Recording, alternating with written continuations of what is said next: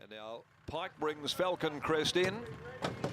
Pushing shapes to steady. The lights are blinking. And the Strickland Stakes field is set and racing now. And Gatting was the first to jump away from Very Tempting. Material Man coming over. Going up there as well soon after Falcon Crest as they head to the judge the first round. Shintamani settled down on the inside next, and then Dark Alert, Pushing Shapes drifting back. Punamu is second last, and at the tail of the field at the ready. They leave the straight. Gatting, the former Derby winner, led them at the crossing. 1600 to go. Running second, Falcon Crest. Shintamani thirds on the inside of Very Tempting, and Warwick was quite happy to just park Material Man back behind those. Travelling over on the outside in fifth placing and shading Pushing Shapes. Dark Alert trailed those, one off the fence.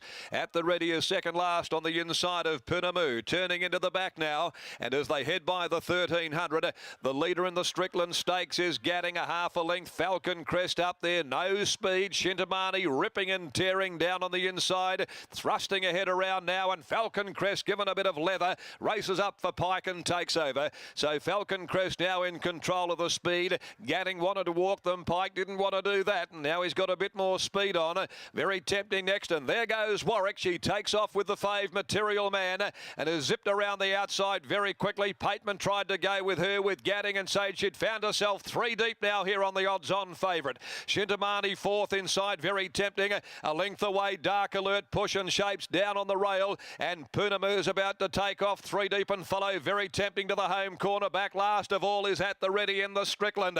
500 left to go. Coming up to the turn, Falcon Crest led Gatting. Material Man, he was put into a spot he didn't really want to be there. Three deep here for about a half of the race, but he keeps on coming. Down on the inside, Shintamani, Dark Alert, followed by Pushing Shapes, and Punamu called upon. Material Man races up at the 200. Join Gatting, Falcon Crest, a length and a half away. Punamu, Warwick draws the whip. Material Man in front. Punamu down the outside, charging. Material Man in front. Punamu coming. Material Man clinging on desperately. Mighty win.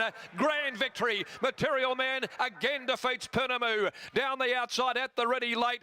Might have grabbed third from Gatting, Falcon Crest. Right behind those then came Pushing Shapes, Dark Alert, Very Tempting, and Shintamani is towards the rear.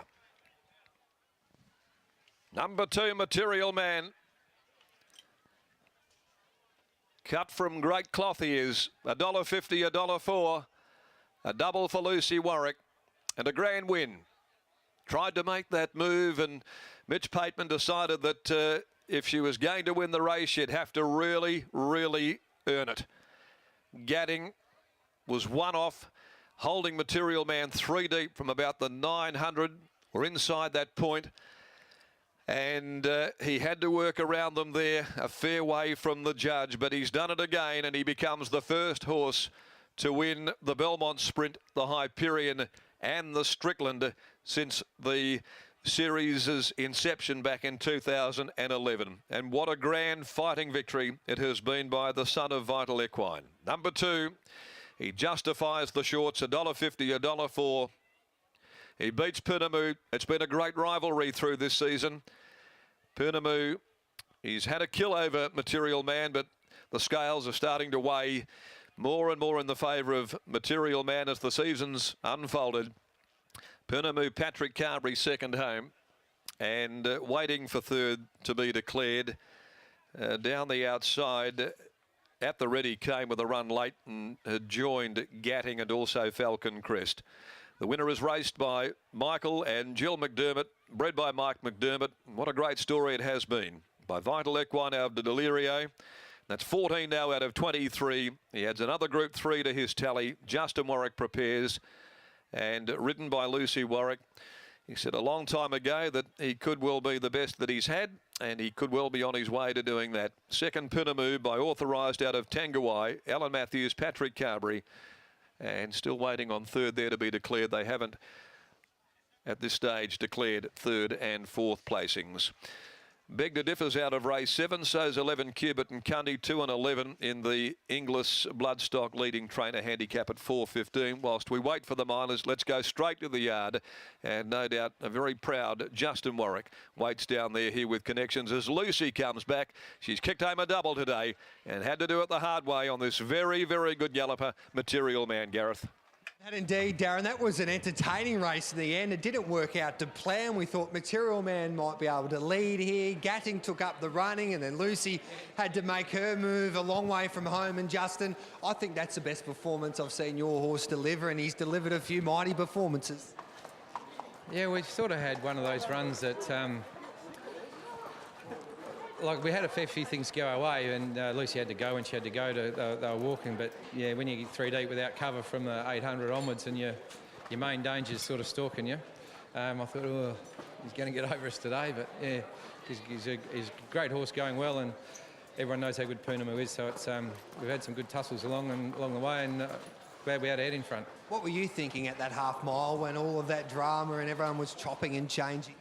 Oh, I think Lucy summed it up pretty well. Just, you're on the best horse, keep him in the clear.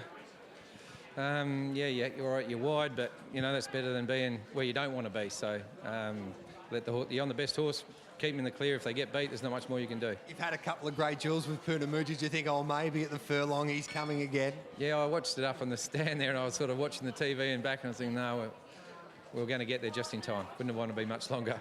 And you've had such a wonderful career in both codes, but this horse will take you now to Melbourne, hopefully, if he stays sound, and we can head there. And he's looking forward to a big campaign over in the east.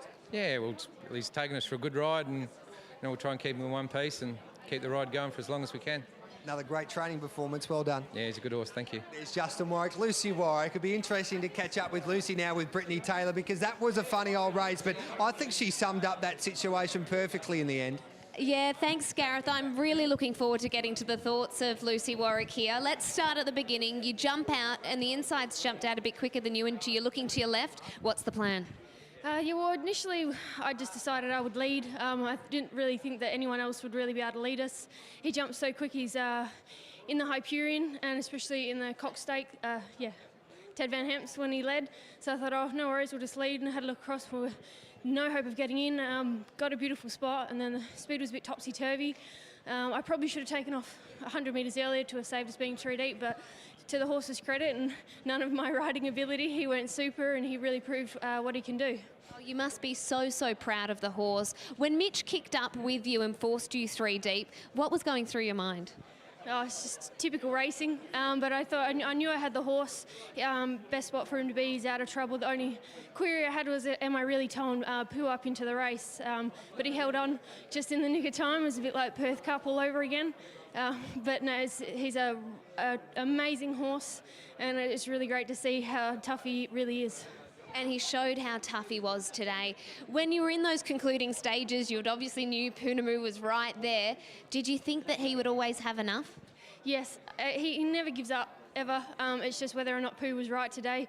I think that's what's been the query every, the first run we saw he was probably not fit enough, and then he had a perfect run last time and he was just behind him. I thought, oh, he's definitely going to be right this start, and he definitely showed that. How does he rate with horses that you've ridden before? Right up there. Yeah, right up there. Well, we look forward to seeing how he goes in Melbourne as well. Congratulations, Luce. Terrific effort. Thanks, Britt.